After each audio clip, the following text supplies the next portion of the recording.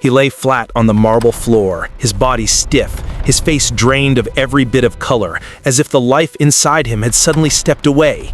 His eyes were wide open, staring at the ceiling like he was hearing something no one else could. Maria, the maid who had cared for him since he was a baby, fell to her knees beside him, sobbing as she opened her trembling palm. What she held didn't look real, dark, wet, and moving slowly as if searching for another place to hide. She could barely keep her hands steady. Then his father burst into the hallway, panic twisting his voice as he called his son's name. And in the middle of that chaos, the boy who had never spoken in 8 years forced out a single broken whisper. "Dad." Everything is gonna be all right. Everything stopped. But what she pulled out of his ear that day was only the beginning of a truth this family was never prepared to face. Before we dive deeper, let us know in the comments where you're watching from. We'd love to hear from you. And if you're new here, click on the subscribe button so you never miss any of our upcoming videos. Caleb Whitmore was a man people whispered about long before they ever met him. A billionaire whose life looked perfect from the outside, but felt hollow from within. His mansion, stretched across acres of trimmed lawns and stone pathways, was breathtaking, yet everyone who lived or worked inside it described the same thing: how quiet it always felt, as if sound itself was afraid to linger. That silence wrapped itself around Ethan, his 8-year-old son who had been born unable to hear a single thing. Ethan's world was soft and muted, and though Caleb provided doctors, therapies, and the best tutors money could buy, he could never give the one thing the boy needed most: time and warmth. Staff whispered when Caleb wasn't around. They said Ethan wasn't just quiet because he was deaf. They said there was something different about him, something they didn't know how to explain. And yet the only person who seemed to watch him with understanding was Grace, the new maid who blended into the household with her calm presence and unreadable eyes. She rarely spoke about where she came from, and whenever someone casually asked, she brushed it aside with a gentle smile that didn't quite reach her eyes. There was a weight in her silence, a heaviness that made people wonder what she was running from. Caleb barely noticed her beyond her duties, too consumed by work and an unspoken guilt he never addressed. Some nights he paced the long hallway outside Ethan's room, stopping at the framed photograph of the boy's mother, the woman whose disappearance no one in the mansion dared to mention. The staff exchanged uneasy looks whenever Caleb's footsteps echoed late at night, because they sensed he wasn't just grieving, he was hiding something. Grace watched Ethan like no one else, not with pity, but with recognition, as if the boy's loneliness mirrored something she once lived. And as days passed, one unsettling thought slowly formed among those who worked there. None of them knew the real reason Ethan had never spoken. Ethan lived in a world shaped almost entirely by touch and silence, a world most people would never fully understand. Every morning, he woke before the sun, padding softly across his room to arrange his toys in straight, careful lines, matching colors and shapes, as if order gave him a sense of safety. He would press his palm against the cool window pane and watch the workers move across the yard, studying the way their mouths formed words he couldn't hear. Sometimes he followed conversations with his eyes alone, hoping one day he might understand what people meant when they smiled or frowned. But most days he remained tucked inside himself, quiet and withdrawn. His loneliness was visible even in the way he held his shoulders, just slightly inward, as if protecting the small space inside him where no one else could reach. It wasn't misbehavior or stubbornness, it was the isolation of a child who had never felt fully understood. Grace began noticing small things that made her pause. Whenever one of the staff members walked behind him, Ethan flinched as if bracing for something, a reaction far too familiar to her from places she preferred not to remember. He scratched behind his ear constantly, sometimes so hard she had to gently move his hand away, and every time she did, he looked at her with wide, questioning eyes. Unlike the other adults, Ethan watched Grace closely, studying her movements, her expressions, the way she signed simple greetings, even when she didn't know if he would respond. There was something about him, something fragile but bright, that made her pay attention in ways she hadn't expected. She found herself staying near him during quiet moments, not because it was her job, but because there was something about his silence that felt familiar, something that tugged at her with a strange protective tenderness. But inside that beautiful mansion, resentment ran deeper than anyone outside would ever imagine. The head butler, a man who believed hierarchy kept order, pulled Grace aside on her third week. He told her to keep her distance, his voice sharp with a warning she didn't understand. Others weren't as direct, but their actions spoke clearly. They rolled their eyes when Ethan walked into a room, muttered under their breath when he didn't react to instructions quickly enough, and sometimes when they assumed no one was watching, they moved his toys or took things from his hands just to see his confused expression. Grace noticed these moments in passing reflections or in the subtle shift of Ethan's posture when certain staff walked by.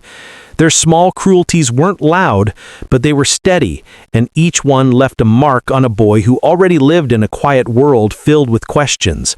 Slowly, quietly, something began to change between Grace and Ethan. She started leaving small gifts near his door, tiny carved animals, soft pieces of fabric, or smooth stones she found in the garden.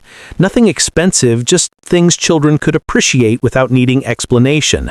The first time Ethan discovered one of the gifts, he turned it over in his hand and smiled, a soft, fleeting expression that vanished as soon as he realized someone was watching. Over the next few weeks, that smile appeared more frequently, sometimes shy, sometimes bright, and each time Grace saw it, she felt something in her chest loosen. One afternoon, Ethan hesitated, then signed a simple word: "Thank you." It was small, imperfect, but it was enough to make Grace realize she was letting her into a part of his world no one else had ever reached. What she didn't know was that with every moment of closeness, she was drawing nearer to something the Whitmore family had spent years trying to forget. She was getting close to a truth the Whitmore family kept buried. The mansion had rules that felt strange the moment Grace learned them, rules that didn't fit a house full of adults who pretended everything was normal. No loud noise was ever allowed, even in rooms far away from Ethan, as if sound itself was afraid to linger. No one was permitted to enter the West Wing, a part of the mansion sealed so tightly that staff joked it was a museum Caleb didn't want anyone touching. And the rule everyone took seriously, even the cruel ones, was simple. No one was allowed to lay a hand on Ethan without Caleb's direct permission. New staff found these rules odd, but they followed them without question, mostly because anyone who broke them disappeared from the schedule by the next morning. Grace kept these rules in mind, but each one tugged at her curiosity, raising quiet questions she couldn't quite silence. Caleb Whitmore himself was a puzzle wrapped in expensive suits and perfectly controlled behavior. He was fiercely protective of Ethan, yet strangely absent, always vanishing into meetings or work trips that seemed to edge him away from his own home. When he was around, he hovered over Ethan with a cold sort of attentiveness, checking his posture, scanning his face for signs of pain, and then disappearing behind his office door for hours. Grace once watched him slip a stack of medical documents into a drawer and lock it quickly when he realized she had entered the room to deliver linens. He kept a private room on the second floor, always locked, said to be filled with files, old photographs, and hospital notes no one in the staff had ever seen. Some whispered that the reason for the West Wing restrictions had something to do with whatever Caleb kept behind that heavy wooden door.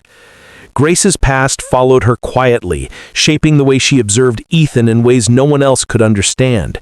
Her younger brother had died when she was just a teenager, lost to complications from an untreated ear infection that spiraled into neurological damage nobody noticed until it was too late.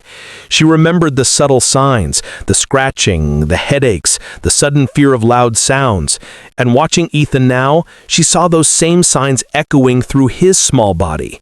He rubbed behind his ear the same way her brother once had. He winced at sudden flashes of light.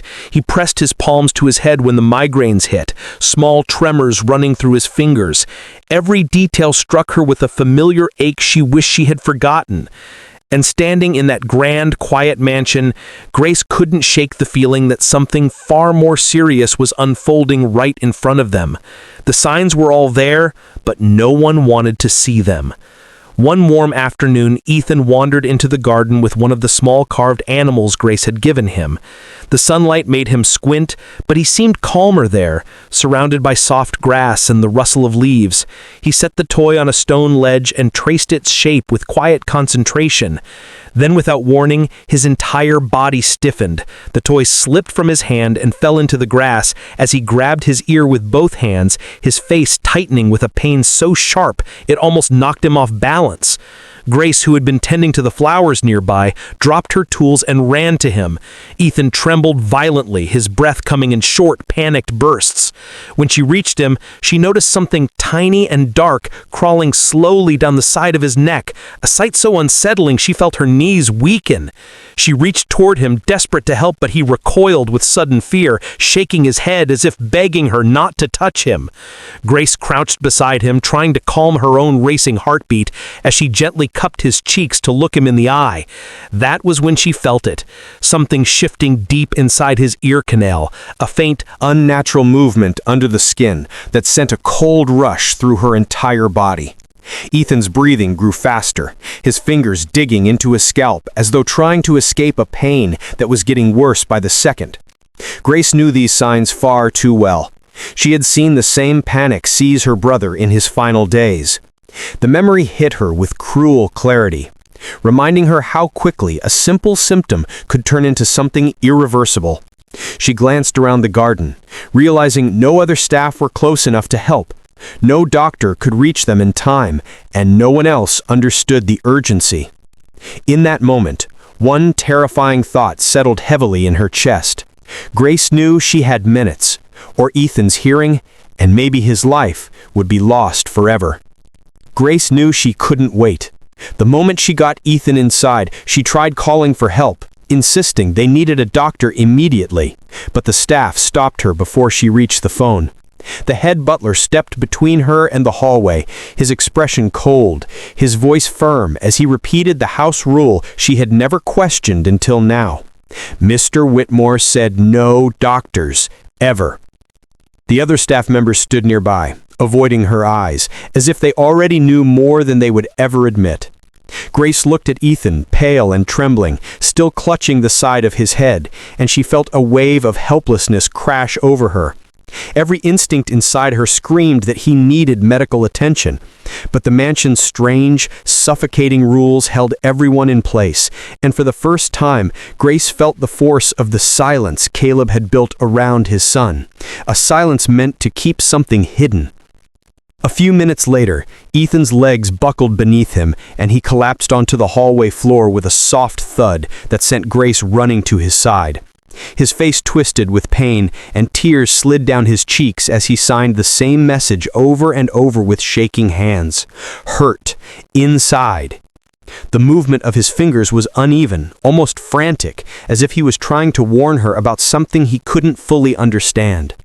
She gently lifted his head into her lap, brushing the hair away from his sweaty forehead. His breathing was shallow, strained, each inhale followed by a small whimper he couldn't hear, but she felt like a knife in her chest. Watching him struggle brought back memories she had spent years trying to bury. Her brother on their old living room floor, unable to describe the pain that was slowly destroying him from within. Grace knew this wasn't normal. Something deeper, something dangerous was happening beneath the surface. Unable to stand the thought of waiting any longer, Grace decided to check his ear herself, even if it meant breaking every rule the mansion had set. She sat him upright and gently tilted his head toward the light. The outer skin was irritated, reddened from all the scratching, but what caught her breath was what she saw further inside. Past the entrance of the canal, where shadows made everything harder to see, there was a faint movement. Too smooth to be dirt, too deliberate to be a reflection. It shifted just slightly, like something alive but hidden deeper than any normal obstruction should be. Grace froze, her fingers trembling as she tried not to let her fear show. She whispered his name softly, even though he couldn't hear it, hoping her voice might steady her. She had seen many things while caring for him, but nothing prepared her for this. Whatever was inside his ear, it wasn't natural, and it wasn't small. Just as she leaned closer, trying to understand what she was looking at, a hand grabbed her wrist and yanked her backward. Caleb stood above her, fury twisting his face into something she had never seen before. His voice, normally controlled and distant, exploded through the hallway as he shouted, "Do not touch my son!" Ethan flinched at the sudden movement, curling into himself, while Grace stared up at Caleb in shock. His reaction was too strong, too desperate, as if she had crossed into territory he had been trying to guard for years. She opened her mouth to speak, to explain what she had seen, but he wouldn't let her. He pulled Ethan close, shielding the boy from her reach, his entire body tense with a fear that didn't match the situation. And in that moment, as Grace watched him cling to a secret he clearly didn't want uncovered, one question echoed louder than the rest. Why was Caleb so afraid of anyone examining Ethan? Grace waited until the mansion settled into its usual late evening quiet, until the footsteps faded and the staff retreated to their corners. Ethan had been restless for hours, clutching his ear, shaking his head as if trying to escape a pain that grew stronger each minute. When the next episode struck, sudden, violent, Grace didn't hesitate.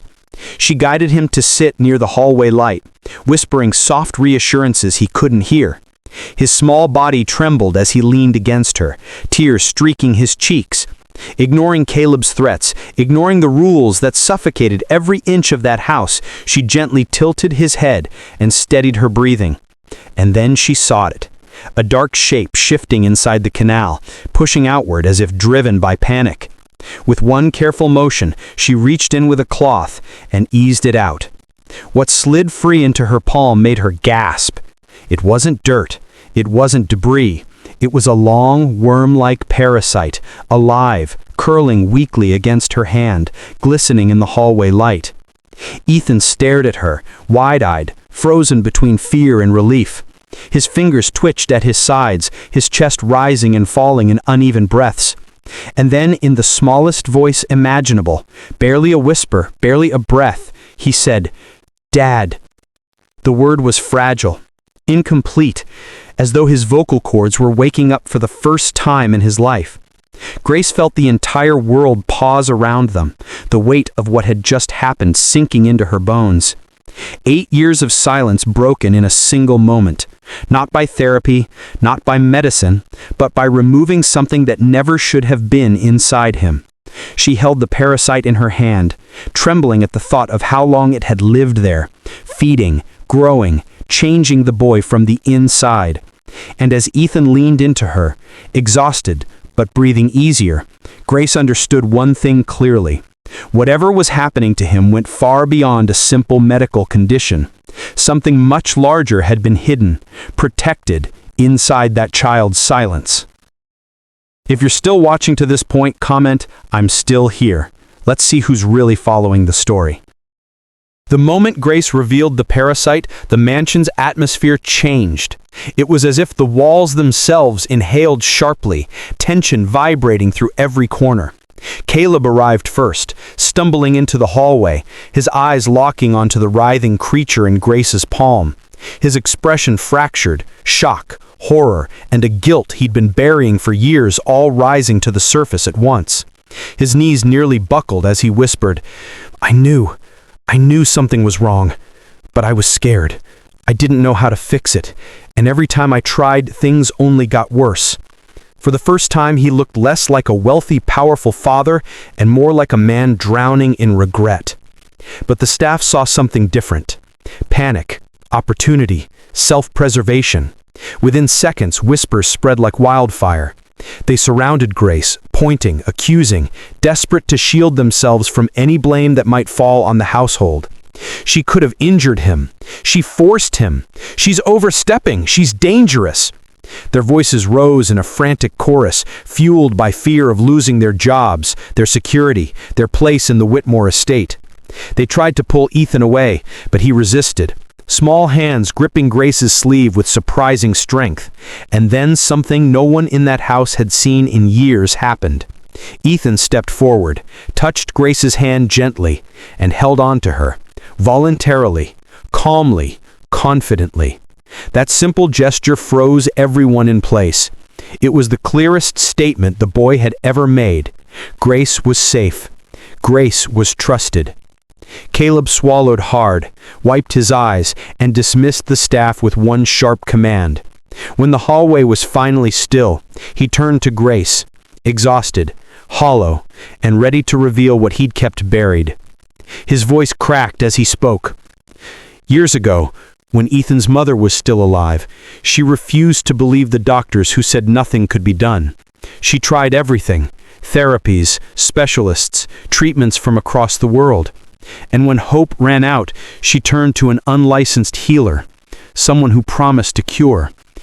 They used herbal applications directly in Ethan's ears. It was natural, they said, safe, holistic. He exhaled deeply, the weight of years pressing on his shoulders. But something went terribly wrong, something we could never undo. But what happened to Ethan's mother was far more tragic than Grace ever imagined. The truth about Ethan's mother did not come like a single blow. It unfolded slowly, painfully, like pages in a diary no one ever meant to read. For years, the world believed she had walked out on her family. Cold, heartless, unable to face her son's condition. But now, as Caleb's voice wavered in the dimly lit study, the real story emerged. She didn't abandon them. She was removed, taken away after a bitter argument spiraled into blame and fear. Caleb, desperate and overwhelmed, had believed she caused Ethan suffering, and in that storm of accusation, she vanished from the mansion and never returned.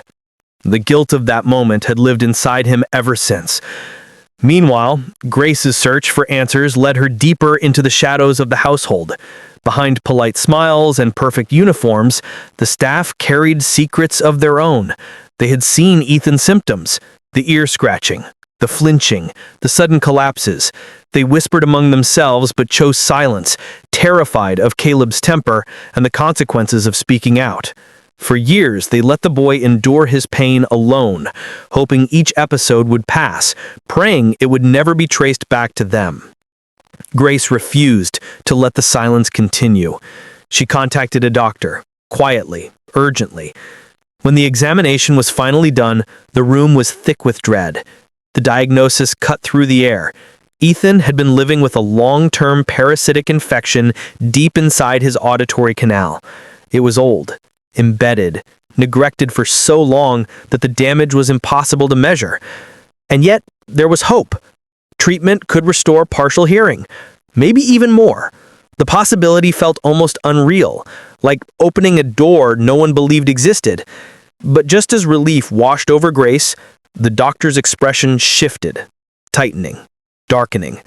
There was something else he needed to share, something heavier, something that made Caleb look away and Grace's heart tremble in her chest. But there was still one secret Grace wasn't ready to hear. When the doctor quietly explained the parasite's origin, Grace felt the world tilt beneath her. His words weren't just medical facts, they were memories tearing their way back to life. The species found in Ethan's ear was rare, almost never seen in the country, and native to a remote region far from this mansion. A region Grace knew too well.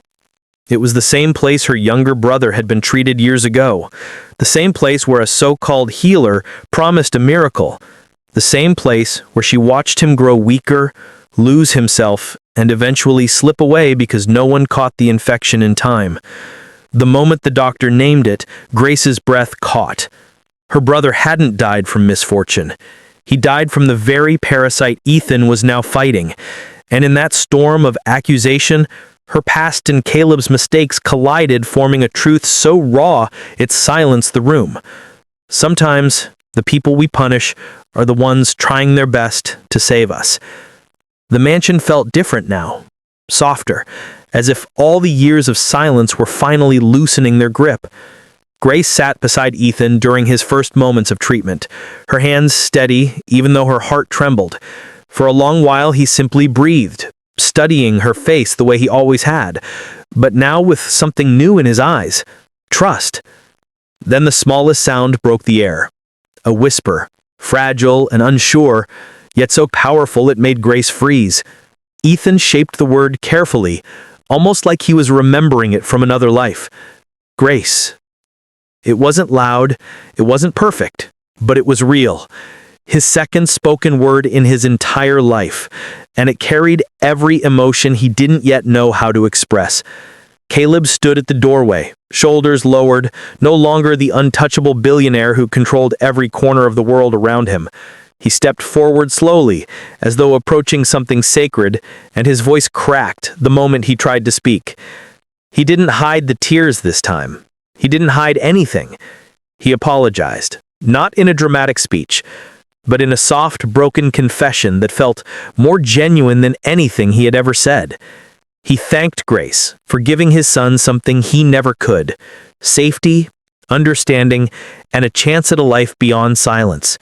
For the first time, he admitted that all his money, power, and pride had failed where her compassion succeeded. As Ethan's treatment continued, small changes began to bloom. He turned his head toward footsteps. He reacted to soft hums and gentle taps. His world was expanding, slowly, carefully, beautifully. And in the same process, the family he came from began to mend. Caleb became more present, more patient, shedding the rigid perfection that once ruled the halls of the Whittemore estate. When the time came to redefine her role, Caleb didn't ask her to stay on as a maid. He asked her to become Ethan's permanent caregiver and teacher. The one person his son responded to, trusted, and loved in a way he had never loved anyone outside his family. Grace accepted quietly, overwhelmed but grateful, knowing this wasn't a job. It was a purpose she'd been unknowingly preparing for her entire life. The final moment came one quiet afternoon. Ethan looked up at her, lifted his hands, and signed a message he had practiced for days. "Thank you." 2 simple words, but they carried the weight of every shared moment, every silent battle, every fear, and every breakthrough. Grace's eyes filled, but she didn't sob. She simply let the tears slide down while Ethan watched her with a tiny, brave smile. And for the first time since she stepped into that mansion, Grace felt something she hadn't felt in years: peace. In the weeks that followed, life inside the Whittemore mansion changed in ways no one could have predicted. For the first time since Ethan was born, the halls echoed with soft attempts at words, half whispers, half breaths, but each one a victory. Every morning, Grace sat beside him, guiding his hands, shaping sounds, celebrating the small miracles that slowly began to stitch his world back together. The mansion, once built on silence and fear, now carried warmth. Footsteps felt lighter, doors no longer closed with tension, and laughter, gentle, hesitant, finally found its place inside those walls. Ethan was learning, growing, healing. And in that same process, the family he came from began to mend. Caleb became more present, more patient, shedding the rigid perfection that once ruled the halls of the Whittemore estate. And one day, Grace made her way to the quiet corner of the estate where a simple memorial stone rested beneath an old tree. Ethan's mother's name was engraved there, faint but still readable. Grace placed her hand on the stone, whispering a soft message only she needed to hear. She forgave her, not because she had been perfect, but because she had tried, because she had loved her son enough to search for answers in the wrong place, the only place that offered hope at the time. She understood her in a way she never expected to. 2 women, miles apart in life, connected by the same pain and the same love for the same boy. In the end, the miracle wasn't what was pulled from Ethan's ear. It was the love that stepped in when everyone else stepped away. What do you think really happened that day? Was Caleb responsible for ignoring the signs? And what would you have done if you were Grace? If this story touched your heart, hit the like button so more people can see it, and subscribe for more gripping stories every day.